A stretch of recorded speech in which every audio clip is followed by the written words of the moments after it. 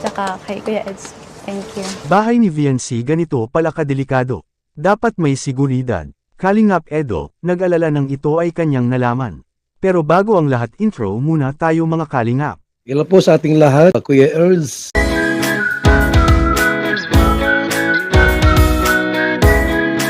Yan ay sama-sama nating tutukan mamaya mga kalingap, at kung nagustuhan nyo po ang ganitong klaseng reaction video, paki-like at subscribe naman po para lagi kayong updated sa susunod kong mga uploads.at. Salamat sa walang sawang pagmamahal at suporta kay Kuya Val Santos Matubang at Idol Kalingap Rab.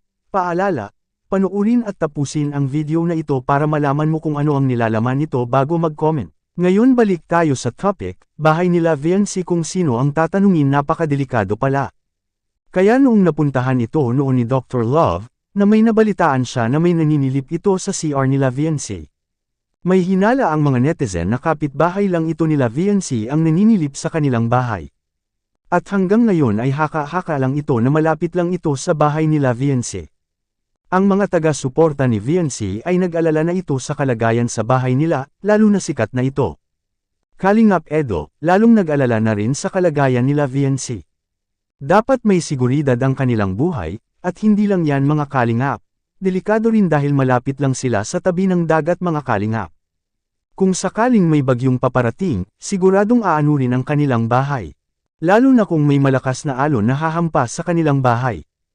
Kahit masasabi po natin na marami naman silang nakatira sa tabing dagat. Pero ang importante ang seguridad ng mga beneficiaries, katulad ni VNC. Well, wala naman itong ipag-alala sa lahat ng mga supporters lalo na ang EDC Global supporters at ang ating mga magigiting na OFW, na laging nandyan para sumuporta kay Idol Eds at VNC. At walang mag-alala dahil yan ay nakaplano na lahat kay Idol Rab, sabi niya ay, pagkatapos sa pabahay ni Supermock, ang isusunod ay kay VNC na. Pag mapabahaya na itong si VNC, masasabi na natin na may seguridad na itong pamilya ni VNC, at syempre lalo na si VNC mga kalingap, dapat safe na safe. Hindi na mag-alala si Idol Ed sa kalagayan ni VNC kung mapabahayan na ito.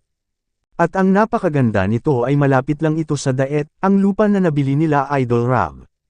Napakaganda, dahil malapit lang ito sa kalsada, at gustong-gusto sa nanay ni VNC na malapit sa kalsada dahil pwede silang magtinda, para kung sakaling natapos na ang pabahay meron silang mapagkakitaan mga kalingap. From Kuya Lito. Ayan. Total of 20,000 pesos. Palapakan mo. Grabe, 20,000 pesos natanggap ni Biancy. Tapos yung lutuan, ano? Ayan, grabe. Salamatan mo sila Biancy. Grabe. Ano po, una po sa lahat, thank you po kay God kasi po, tininig niya po yung panalangin ko po na maka-ano po kayo dito. Tsaka kay The Club po, thank you. Kaya Ate Edna Vlogs po, tapos kay Kuya Val Santos Matubang, sa inyo po Kuya Rab, kay Ate Jack, tsaka sa K-Boys po, tsaka kay Kuya Eds. Thank you. Thank you po. Sa viewers po, tsaka sa mga supporters. Thank you so much po. Malaking tulong po ito sa amin kasi wala pong trabaho si Papa. Ngayon balik tayo sa topic, napakadelikado talaga ang bahay nila VNC mga kalingap.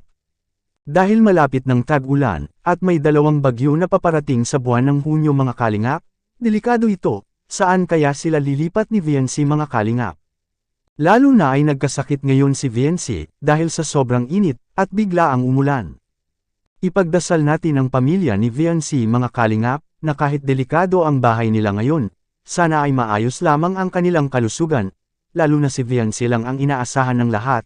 Walang trabaho ang tatay ni VNC, at naglalabada lang ang kanyang nanay, at maraming mga kapatid na pinapakain, kaya napakaswerte itong si VNC dahil maraming nagmamahal sa kanya, kahit ang daming pagsubok na dumating nila Idol Eds, hindi nagpapatinag si VNC. Hanggang dito lang po muna ang ating Kalingap Kuya Ers latest update ngayong araw mga kalingap.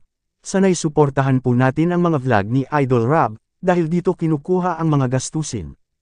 Tulad ng pabahay, weekly allowance sa mga beneficiaries, gamot at pagkain, sahod sa mga staff at iba pa.